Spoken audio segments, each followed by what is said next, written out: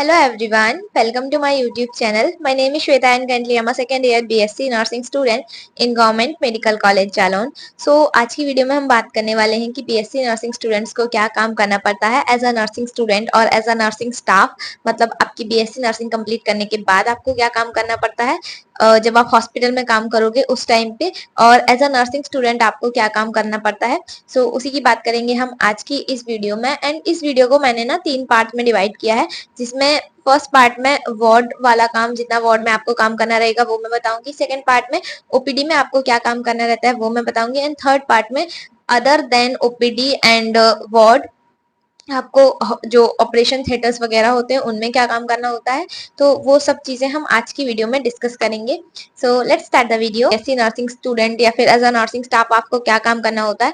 तो देखो, हॉस्पिटल में जितने भी काम होते हैं आपको सारे काम आने चाहिए. अब आप बोलोगे कि सारे काम आने चाहिए, ये कौन सी बात हुई. तो आपको सारे काम आने चाहिए, भले ही आप काम, अगर आपको उस टाइम पे जो भी काम करने को मिल रहा है वो अलग चीज है, बट एटलीस्ट आपको आना चाहिए. आप करो या ना करो, बट आपको सारे काम आने चाहिए. और ये जो बीएससी नर्सिंग के 4 साल होते हैं इनमें मोस्टली आपको सारे काम सिखा दिए जाते हैं. उसके बाद फिर आपके ऊपर डिपेंड करता है कि आप कौन से फील्ड में, मतलब जैसे नर्सिंग में भी कई सारे स्पेसिफिक फील्ड्स हैं, तो उनमें आप कहाँ जाना चाहते हो. या फिर कुछ लोग तो ऐसे होते हैं जो जिनको क्लिनिकल पसंद ही नहीं होता, तो फिर वो एजुकेशन की तरफ, मतलब एकेडमिक की तरफ चले जाते हैं, जैसे नर्सिंग ट्यूटर बन जाते हैं.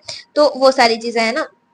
सो फर्स्ट ऑफ ऑल, अगर आप वार्ड में काम करते हो, जैसे किसी भी वार्ड में, फॉर एग्जांपल मेडिसिन वार्ड में, तो आप काम करते हो, तो वार्ड में काम करने का टाइम पे आपको कौन कौन से काम करने होते हैं. तो फर्स्ट और सबसे इम्पोर्टेंट कि आपको पेशेंट की जो भी मेडिकेशन होती है उसका एडमिनिस्ट्रेशन करना होता है. मेडिकेशन एडमिनिस्ट्रेशन का मतलब है जो भी पेशेंट की दवाई रहेगी, चाहे वो ओरल डोज हो यानी कि टैबलेट्स हो, या फिर इंजेक्शन हो, या फिर बॉटल ड्रिप्स हो, तो वो सारी आपको ही देनी होती है, आपको ही लगानी होती है. तो वो हो गया. उसके अलावा अब मान लो किसी पेशेंट का ब्लड सैंपलिंग होना है, तो अब आप बोलोगे ये तो काम जो लैब टेक्नीशियंस होते हैं, जो बीएमएलटी स्टूडेंट्स होते हैं या फिर टेक्नीशियन होते हैं, तो उनका काम होता है. बट हर जगह पे, मतलब सारे वार्ड्स में वो लोग अवेलेबल नहीं होते हैं. तो ये काम भी नर्सिंग जो स्टाफ रहता है उसी को करना पड़ता है. आइदर वो नर्सिंग मतलब जो नर्सिंग स्टाफ है, वो मतलब जो नर्स रहेगी वो या तो स्टाफ नर्स रहेगी या नर्सिंग ऑफिसर रहेगी, तो उनको ही करना होता है ब्लड सैंपलिंग वगैरह पेशेंट का. उसके अलावा अब मानो कोई पेशेंट है जिसको ऑक्सीजन एडमिनिस्ट्रेशन करवाना है, मतलब उसको ऑक्सीजन देनी है, तो वो काम भी अभी एक नर्स ही करेगी. उसके अलावा अगर मान लो किसी पेशेंट का नेबुलाइजेशन होना है. नेबुलाइजेशन क्या होता है? नेबुलाइजेशन में हम पेशेंट को भाप देते हैं उसमें दवाई डाल के, मतलब जो दवाई होती है वो हमें डायरेक्टली लंग्स में एडमिनिस्टर करनी होती है, तो हम उसको भाप के थ्रू देते हैं. तो वो काम भी क्या करेगी? एक नर्स ही करेगी. ठीक है, अगर वार्ड में है तो. उसके अलावा पूरे वार्ड का जो भी सामान रहता है, जैसे इन्वेंट्री होता है, एक इन्वेंट्री रजिस्टर. इन्वेंट्री रजिस्टर क्या होता है? जिसमें पूरा नोट किया जाता है कि कितनी दवाई वार्ड में आई है, एक पर्टिकुलर वार्ड में कितनी यूज हुई है, कितने टाइम पे यूज हुई है, कौन सी डोज कौन से पेशेंट को लगी है. तो वो सारी चीजें हमें इन्वेंट्री में, मतलब जो भी नर्सिंग स्टाफ रहेगा तो उसको इन्वेंट्री में नोट करना होता है. उसके बाद रिपोर्ट बनानी होती है, रिपोर्ट बना के भेजनी होती है, मतलब जो भी ऊपर जो सीनियर नर्सेज रहती हैं या फिर नर्सिंग इंचार्जेस रहती हैं, तो उनको कि इतना सामान हमने यूज किया है, तो उसकी एक इन्वेंट्री बनती है, तो वो बनानी होती है. मोस्टली आपने देखा भी होगा अगर आप किसी वार्ड वगैरह में गए हो.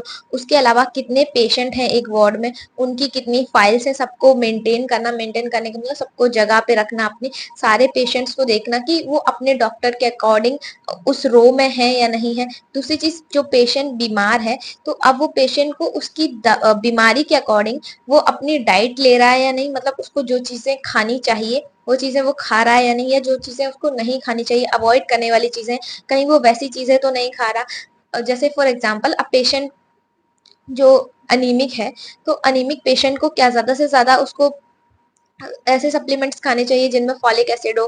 ठीक है, फॉलिक एसिड हो, आयरन हो. तो अब पेशेंट ऐसी चीजें ना खा के कुछ और खा रहा है, तो जरूरत उसको ज्यादा उस चीज की है ना, तो उसको वो चीज खानी चाहिए. तो ये चीजें भी कौन? एक नर्स ही ध्यान रखती है. उसके अलावा अब जो वार्ड है, वार्ड में साफ सफाई मेंटेन करना भी एक नर्स का काम है. अब ये इसका मतलब ये नहीं कि नर्स जाके साफ सफाई करेगी.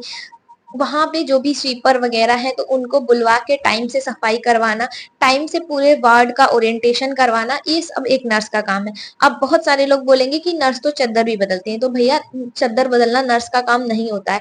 और नर्स का क्या, वो बस आपको बता सकती हैं कि वहां से जाके आप उन जो भी वहां पे वार्ड आया रहती हैं तो वो लोग आपको देंगी, वो लोग चेंज कर देंगी, या फिर अगर आप खुद से एबल हो तो आप खुद भी कर सकते हो।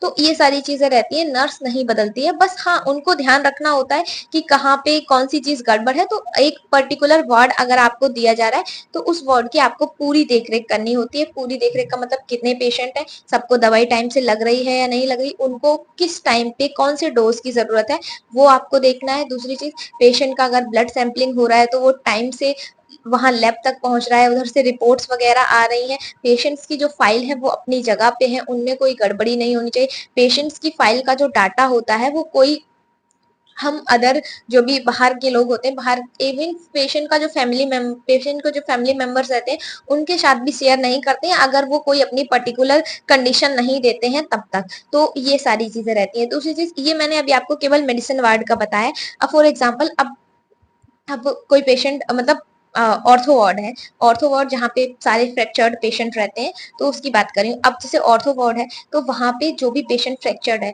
अब उसको किस पोजीशन में अपना फ्रैक्चर्ड पैर रखना है, ये अब आपको कौन बताएगा? एक नर्स गाइड करेगी कि आपको कैसे किस पोजीशन में रखना है। दूसरी चीज, जैसे पेशेंट को फ्रैक्चर्ड हुआ है तो उस टाइम पे अगर पेशेंट मतलब क्या होता है, बहुत सारे पेशेंट बहुत टाइम तक लेटे रहते हैं। अब मान लो किसी का पैर टूट गया या किसी का कमर का जो हड्डी है वो टूट गया, तो वो बहुत टाइम तक बेड पे लेटे रहते हैं, तो उस वजह से उनके मतलब पीठ वगैरह में सोर पड़ जाते हैं, घाव पड़ जाते हैं। तो वो सारी चीजों की केयर करना भी एक नर्स का काम है। आपको देखना है टाइम टू टाइम उस पेशेंट को कोई दिक्कत तो नहीं हो रही उसको। अगर वैसा कुछ सिम्टम्स दिख रहा है तो आपको क्रीम लोशन उसको कुछ बताएंगे जो वो अप्लाई कर सके, जिससे उसको उस चीज से प्रॉब्लम ना हो। दूसरी चीज, अगर आप मान लो फ्रैक्चर्ड उसमें यूनिट में है या फिर ऑर्थो वार्ड में है, तो वहां पे आप पेशेंट को बता सकते हैं कि वो कौन सी एक्सरसाइज कर सकता है ताकि जो पार्ट इमोबल है, मतलब जो पार्ट नहीं वो मूव कर सकता, उसके अलावा वो अपने कौन सी बॉडी पार्ट्स को मूव कर सकता है जिससे पूरे बॉडी में ऑक्सीजन सप्लाई बनी रहे, पेशेंट को फ्रैक्चर के अलावा और दिक्कत ना हो। तो ये सारी चीजें भी एक नर्स का ही काम होता है, वो कैसे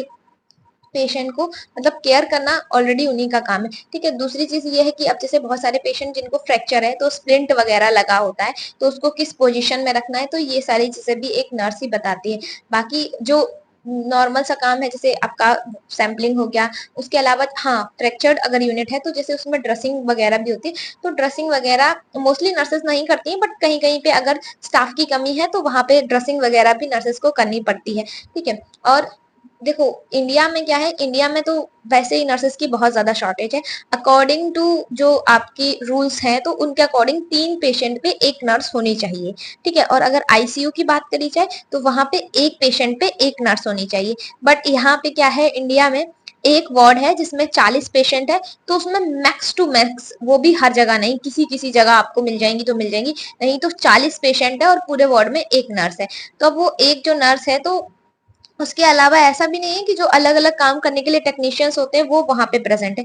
बस एक सिंगल नर्स रहेगी, एक डॉक्टर रहेंगे जो भी वार्ड में आएंगे, मतलब ठीक है। तो वो सब चीजें हैं। तो अब जब एक ही नर्स इतने सारे पेशेंट्स को देखती है, ठीक है, वो भी अपना काम कर रही हैं, और उसके अलावा इसीलिए आपने देखा होगा इंडिया में क्या मतलब आप अपने पास जितनी भी आप नर्सेस देखोगे, क्योंकि मोस्टली हमारे यहाँ पे ऐसा ही है, तो बहुत ज्यादा वो लोग चिड़चिड़ी दिखेंगी क्योंकि वो लोग इतना काम कर लेते हैं ना कि वो थक जाते हैं। और फिर इंसान हॉस्पिटल में वैसे भी कुछ ऐसी कंडीशंस रहती है, मान लो किसी का क्रिटिकल पेशेंट है, किसी का नॉर्मल पेशेंट है, तो उन लोग अपने ट्रॉमा से भी बाहर नहीं निकल पाते। तो इस वजह से मतलब हॉस्पिटल में लड़ाई झगड़े भी आपने बहुत ज्यादा देखे होंगे, और नर्सेस को भी आपने देखा होगा कि चिल्ला देती है किसी के ऊपर। तो ऐसा नहीं है कि वो आपके ऊपर चिल्ला रही, वो उस माहौल में रह रह के ऐसा हो जाता है कि वो लोग भी किसी लेवल तक टॉलरेट करते हैं, हो सकता है नहीं होता है तो फिर वो लोग भी चिल्ला देते हैं। तो ये एक वार्ड का काम हो गया। अब मैं बात कर रही हूँ ओपीडी की। तो ओपीडी में एक नर्स का काम क्या होता है, जैसे जो भी नर्सिंग स्टाफ या नर्सिंग ऑफिसर्स रहती हैं, तो रहती हैं या रहते हैं, तो उनका क्या काम होता है, जैसे ओपीडी में जो भी पेशेंट्स आते हैं डॉक्टर के पास, तो पहले मतलब वो अपना दिखवाते हैं। तो मोस्टली वहां पे जो भी पेशेंट का जो फिजिकल चेकअप होता है वो एक नर्स करती है, मतलब पेशेंट की जो कई सारे असेसमेंट होते हैं, जैसे कि फिजिकल एग्जामिनेशन होता है, ठीक है, उसमें कई सारे स्टेप्स होते हैं, तो वो सारी चीजें जो होती है वो एक नर्स स्टाफ करती है। बट मोस्टली जगह पे आपने देखा होगा ओपीडी में नर्सेस होती ही नहीं है, मतलब जैसे आप बड़े बड़े हॉस्पिटल में जाओगे तो वहां पे आपको देखने को मिलेगी, बट जो नॉर्मल आपके जिला अस्पताल हो गया या फिर नॉर्मल गवर्नमेंट हॉस्पिटल जो रहते हैं उनमें आपको नहीं देखने को मिलेंगी, क्योंकि नर्सेस की इतनी शॉर्टेज है। वो लोग वार्ड में ही रह पाए वही बड़ी बात है। मतलब यहाँ पे मैं यूपी की बात कर रही हूँ, बहुत सारी जगह पे आपको देखने को नहीं मिलेंगी, पर ओपीडी में भी नर्सेस की मतलब ओपीडी में भी यही सब काम रहता है कि पेशेंट को देखना, एनालाइज करना। उसके बाद जैसे कुछ कुछ कुछ यूनिट्स हैं जहाँ पे स्पेशली नर्सेस को रखा जाता है, जैसे कि वैक्सीनेशन यूनिट हो गया, तो वहां पे नर्सेस को रखा जाता है, क्योंकि मोस्टली जो प्रेग्नेंट लेडीज होती हैं तो वहां पे नर्सेस आती हैं, वो लोग अपने वैक्सीनेशन के लिए, या फिर छोटे छोटे बच्चे आएंगे वैक्सीनेशन के लिए, तो मोस्टली उन जगह जगह पे मतलब नर्सेस को स्पेशली रखा जाता है। बाकी आपको बहुत सारी जगह पे ओपीडी में नर्सेस नहीं देखने को मिलेंगी, वो शॉर्टेज की वजह से। बाकी एक नर्स ओपीडी में होनी चाहिए, ऐसा रूल होता है, बट कई सारी जगह पे शॉर्टेज की वजह से मतलब आपको ओपीडी में नर्सेस नहीं देखने को मिलेंगी। उसके अलावा जैसे अगर मैं ऑपरेशन थिएटर्स की बात करूं तो वहां पे जो नर्सेस होती हैं, तो अब आप इसमें ना स्पेशलिटी भी कर सकते हो, जैसे ओटी स्पेशलिस्ट नर्स होती हैं तो वो होती हैं। उसके अलावा जैसे नर्सिंग स्टूडेंट है तो उनको तो हर जगह ही जाना है, मतलब जितनी भी वार्ड वगैरह रहेंगे तो वहां पे सब जगह आपको काम सीखने के लिए जाना ही होता है। बट अल्टीमेटली जैसा एज अ नर्स आप काम करोगे तो वहां पे कुछ स्पेशलिस्ट नर्सेस होती हैं जो कि ऑपरेशन में असिस्ट करवाती हैं, डॉक्टर्स को इंस्ट्रूमेंट पास ऑन करवाती हैं, या फिर जो भी पेशेंट वहां पे लेटा होएगा पहले उसको काम करेंगी कि मतलब उसको थोड़ा काउंसिल करेंगी कि आपकी सर्जरी होने वाली है, परेशान मत होइए, ऐसी कोई दिक्कत नहीं है। उसके बाद जब पेशेंट का ऑपरेशन हो जाएगा तो उसको बताएंगी कि आपको किन किन चीजों का ध्यान रखना है, कौन से काम नहीं करने हैं। जैसे किसी पेशेंट का ऑपरेशन हुआ है तो उसको एकदम से उठना नहीं है, तो ये सारी चीजें नर्सेज बताती हैं। उसके अलावा कई सारे जो माइनर माइनर प्रोसीजर्स होते हैं, तो जब डॉक्टर्स अवेलेबल नहीं होते हैं तो वो काम भी नर्सेस ही करती हैं। तो मतलब आप कह सकते हो कि ओवरऑल कई सारे काम होते हैं जो एक बीएससी नर्सिंग हो या फिर जीएनएम हो, सबको करने पड़ते हैं। दूसरी चीज ये है कि अब एज अ नर्सिंग स्टूडेंट तो आपको ओवरऑल सब सब कुछ ही आना चाहिए। बाकी जब आप जॉब करोगे तो उसके बाद आपका एक पर्टिकुलर स्पेसिफिक एरिया हो जाएगा कि आपको उस एरिया में काम करना है, तो आपको उतनी चीजें आ रही हैं अच्छे से, मतलब आनी तो चाहिए, अच्छे से आनी चाहिए, तो वो चीज हो जाती है। दूसरी चीज जैसे अब पैरामेडिकल में आप देखोगे कि अगर आप एक पैरामेडिकल स्टूडेंट हो या फिर टेक्नीशियन हो तो आपका काम बस उसी फील्ड तक रिलेटेड रहता है। जैसे मान लो कोई बीएमएलटी का स्टूडेंट है तो आप उसका काम है ब्लड सैंपलिंग करना या फिर ब्लड टेस्ट करना, तो इसके अलावा अब वो जाएगा नहीं फ्रैक्चर्ड यूनिट में या फिर फिजियोथेरेपी में फिजियोथेरेपी करने के लिए, क्योंकि उसका बस वहीं तक काम है। बट अगर आप एक नर्सिंग स्टूडेंट हो, बीएससी नर्सिंग या जीएनएम स्टूडेंट हो, तो आपको ब्लड सैंपलिंग भी आना चाहिए, आपको फिजियोथेरेपी का भी पता होना चाहिए कि कैसे फिजियोथेरेपी होती है, कौन कौन से स्टेप्स होते हैं, जो बेसिक बेसिक सी चीजें होती हैं वो आपको सब पता होनी चाहिए। तो यही सारी चीजें हैं।